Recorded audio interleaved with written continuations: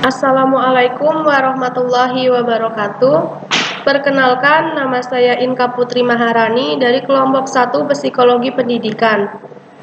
Kami di sini akan menerangkan materi yang berjudul aliran psikologi dan praktis pendidikan. Sebelum memasuki materi, perkenankanlah saya untuk memperkenalkan anggota dari kelompok ini.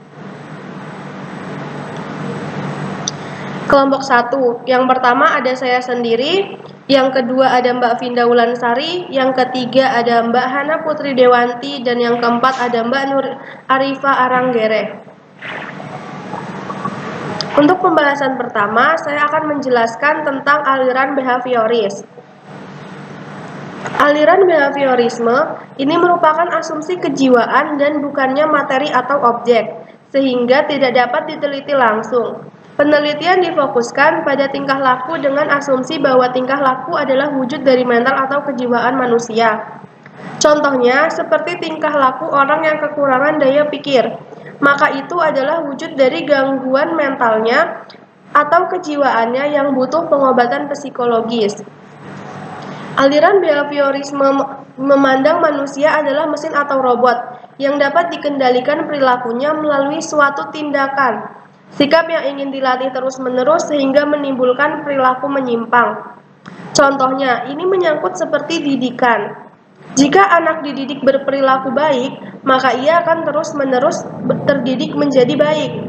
Nah, begitupun sebaliknya. Jika ia terus-menerus berperilaku menyimpang atau dididik untuk berperilaku menyimpang, maka tingkah dan perilakunya akan menyimpang juga. Oke, lanjut. Aliran behaviorisme memiliki 6 pandangan mengenai perilaku sebagai berikut.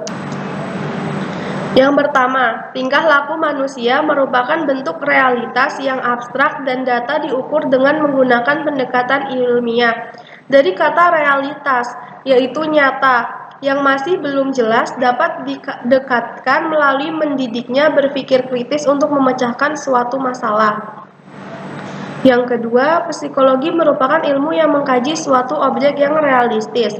Maka dari itu, tingkah laku yang tanpa bentuk tidak dapat diteliti seperti kesadaran yang bentuknya abstrak. Hanya kesadaran secara bentuk fisik saja yang dapat dianalisis.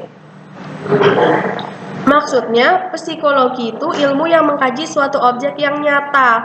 Maka dari itu, tingkah laku yang tanpa bentuk atau abstrak tidak dapat diteliti. Hanya kesadaran secara bentuk fisik saja yang dapat dianalisis. Yang ketiga, perilaku merupakan objek satu-satunya yang dapat diteliti dalam psikologis. Jadi perilaku merupakan objek satu-satunya yang dapat diteliti. Ada anak yang sifatnya menyimpang. Nah, itu akan dinilai dalam psikologi melalui perilakunya terlebih dahulu. Yang keempat, faktor eksternal dalam behaviorisme merupakan bentuk rangsangan, namun bukan merupakan bentuk tingkah laku itu sendiri. Jadi, faktor dari luar dalam behaviorisme itu merupakan bentuk rangsangan, namun bukan merupakan bentuk tingkah laku itu sendiri. Yang kelima, semua bentuk tingkah laku merupakan hasil dari rangsangan yang berasal dari pengaruh eksternal dan juga kesadaran dan merupakan sifat bawaan. Dan yang keenam, berbagai respon perilaku muncul dan dipelajari dalam psikologi. Sedangkan bentuk modifikasi untuk mempertahankan perilaku tersebut bukan lagi bagian dari kajian psikologi karena merupakan pengaruh dari eksternal atau faktor dari luar. Oke, selanjutnya akan menjelaskan tentang aliran menurut para peneliti yang akan dijelaskan oleh pemateri kedua yaitu Mbak Vinda Wulansari. Kepada Mbak Vinda Wulansari, saya persilahkan. Terima kasih pada Mbak Inka selaku pemateri sebelumnya. Di sini saya akan melanjutkan materi berikutnya yaitu aliran menurut peneliti. Menurut Ivan Pavlov, menurutnya segala aktivitas kejiwaan pada hakikatnya merupakan rangkaian refleks. Yang pertama adalah classic conditioning. Suatu rangsangan akan menimbulkan pola reaksi tertentu apabila rangsangan tersebut sering diberikan bersamaan dan menimbulkan suatu reaksi tertentu. Contohnya, suara azan yang mengisyaratkan kelima waktu sholat wajib bagi para umat muslim. Yang kedua, law of conditioning, perilaku yang menimbulkan akibat-akibat yang memuaskan akan cenderung diulang-ulang sebaliknya. Yang ketiga, operant conditioning, pola perilaku akan menjadi mantap apabila telah menuai hal-hal yang diinginkan. Contohnya, melatih hewan peliharaan dengan memberikannya makanan setiap ia menuruti perintah yang diberikan. Yang keempat adalah modeling. Adanya kecenderungan mengidolakan, maka akan mengikuti dan menirunya. Contoh perilakunya adalah anak perempuan mengamati dan meniru tingkah laku ibunya dalam membobokkan anaknya. Oke, kita lanjut ya. Aliran menurut para peneliti yang kedua yaitu John B. Watson. Menurutnya, psikologi tidak mempelajari konsep-konsep mental, tapi psikologi ini hanya fokus pada konsep tingkah laku. 1. Kesadaran tidak berkaitan dengan munculnya suatu perilaku. 2. Strukturalisme tidak dapat menjelaskan konsep kesadaran secara sistematis. 3. Terdapat kondisi yang tidak relevan antara konsep kesadaran dengan praktek penerapan psikologi di dunia nyata, tidak ada manfaat praktisnya. Yang keempat, psikologi harus memiliki kontribusi praktis dalam kehidupan. Itu adalah aliran-aliran menurut peneliti. Sekian dari saya. Materi selanjutnya akan disampaikan oleh Mbak Hana. Kepada Mbak Hana dipersilahkan. Terima kasih kepada Mbak Vinda selaku pemateri sebelumnya. Di sini saya akan melanjutkan materi berikutnya yaitu aliran menurut para peneliti yang ketiga, B.F. Skinner, yang mengeluarkan pandangan penting mengenai aliran behaviorisme sebagai asumsi tentang perilaku. Perilaku diperkuat dengan penguatan positif yang merupakan respon dari stimulus yang diterima. Contohnya, kita mempunyai adik kecil yang tidak suka makan sayur. Maka kita suruh adik kita pelan-pelan makan dengan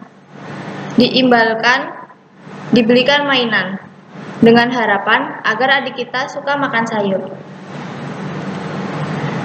Materi selanjutnya saya akan membahas tentang aliran kognitif. Sejarah dan konsep psikologi kognitif. Psikologi kognitif dikatakan sebagai perpaduan antara psikologi Gestalt dan behaviorisme. Apa sih psikologi Gestalt itu? Psikologi Gestalt itu sendiri merupakan sebuah teori yang menjelaskan proses persepsi melalui pengorganisasian komponen-komponen sensasi yang memiliki hubungan, pola, ataupun kemiripan menjadi kesatuan. Teori Gestalt beroposisi terhadap teori strukturalisme. Teori Gestalt cenderung berupaya mengurangi pembagian sensasi menjadi bagian-bagian yang kecil. Teori ini dibangun oleh 3 orang, yaitu Kurt Koffka, Max Wertheimer, dan Wolfgang Kohler. Mereka menyimpulkan bahwa seseorang cenderung mempersepsikan apa yang terlihat dari lingkungannya sebagai kesatuan yang utuh. Tokoh-tokoh yang memperkuat psikologi behaviorisme antara lain J.B. Watson dan B.F. Skinner. Psikologi kognitif berawal dari hijrahnya Kurt Lewin ke Amerika Serikat karena kejaran Nazi Jerman menjelang Perang Dunia II. Sekian dari saya. Materi selanjutnya akan disampaikan oleh Mbak Arifa. Kepada Mbak Arifa, saya persilahkan.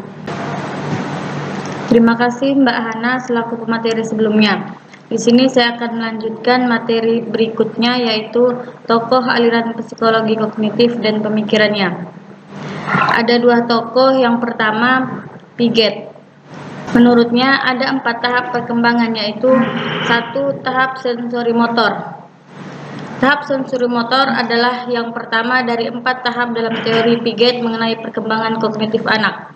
Selama periode ini, bayi mengembangkan pemahaman tentang dunia melalui koordinasi pengalaman sensorik, melihat dan mendengar, dengan tindakan motorik, menggapai dan menyentuh.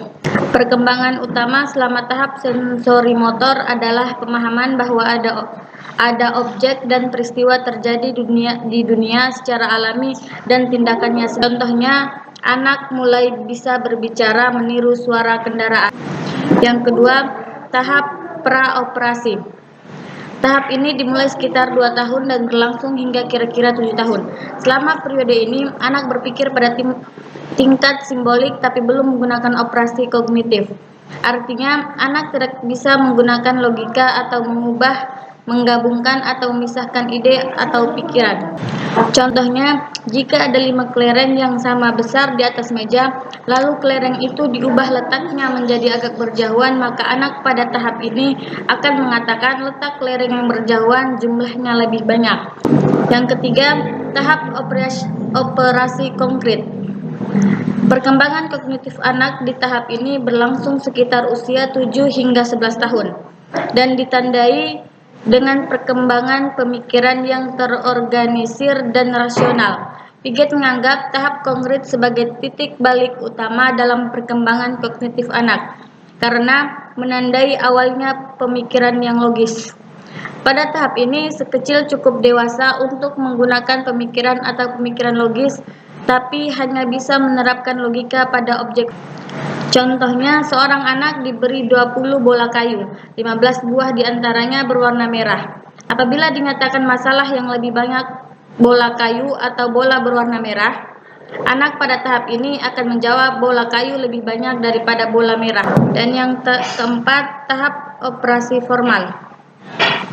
Perkembangan kognitif anak menurut tahap terakhir menurut Piaget dimulai sekitar usia 12 tahun dan berlangsung hingga dewasa. Saat remaja memasuki tahap ini, mereka memperoleh kemampuan untuk berpikir secara abstrak dengan memanipulasi ide di kepalanya tanpa ketergantungan memanipulasi konkret. Contohnya, anak dihadapkan pada 2 gambar, yaitu gambar pak pendek dan pak tinggi. Lalu, anak disuruh mengukur tinggi kedua gambar tersebut dengan menggunakan batang korek api dan klip. Anak diminta membandingkan hasil dari pengukuran tersebut. Dan selanjutnya, Brunner. Menurut proses belajar melalui 3 tahap, yaitu yang pertama, tahap enaktif. Pada tahap ini, anak-anak dalam belajarnya menggunakan atau memanipulasi objek-objek secara langsung.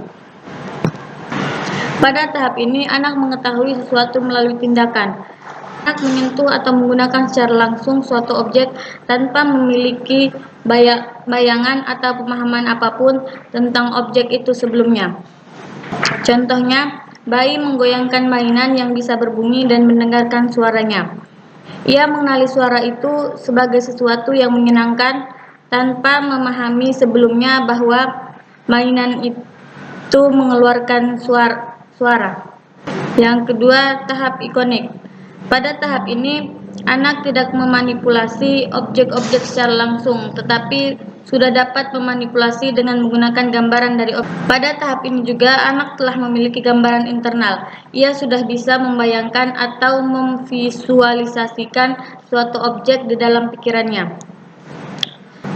Contohnya, anak menggambar suatu bentuk pola seperti boneka, bola, atau sejenisnya sesuai dengan bentuk yang telah ada dalam pikirannya. Selanjutnya, yang ketiga, tahap simbolik. Pada tahap ini, anak memiliki gagasan-gagasan abstrak yang banyak dipengaruhi oleh bahasa dan logika, di mana pada tahap ini memanipulasi simbol-simbol secara langsung dan tidak lagi menggunakan objek-objek dan gambaran objek. Contohnya, anak memahami bahwa kata ayam adalah simbol bagi hewan berkaki 2 yang biasanya disantap sebagai lauk yang sedap. Brunner meyakini bahwa semua proses belajar terjadi melalui 3 tahap tersebut.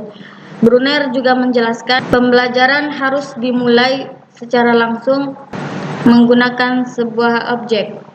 Ia menekankan pentingnya pengalaman terhadap pembelajaran. Sekian dari saya, terima kasih. Oke, materinya sudah selesai. Di sini saya akan bacakan kesimpulannya. Psikologi pada zaman kuno masih menjadi satu bagian dengan filsafat sehingga pada saat itu belum ada pembuktian empirik. Berbagai teori dikemukakan berdasarkan argumentasi. Psikologi di bawah pengaruh humanisme mengarah pada psikologi empiris.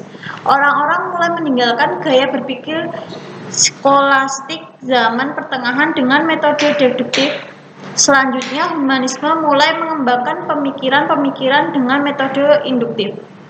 Psikologi menjadi ilmu yang mandiri baru bisa terwujud pada abad ke-19 dengan fokus kajian yang pada perilaku manusia atau gejala-gejala kejiwaan. Pada masa itu mulai memakai pendekatan atau metode dalam pelajari psikologi. Berbagai teori muncul berdasarkan pembuktian, tidak berdasarkan spekulasi.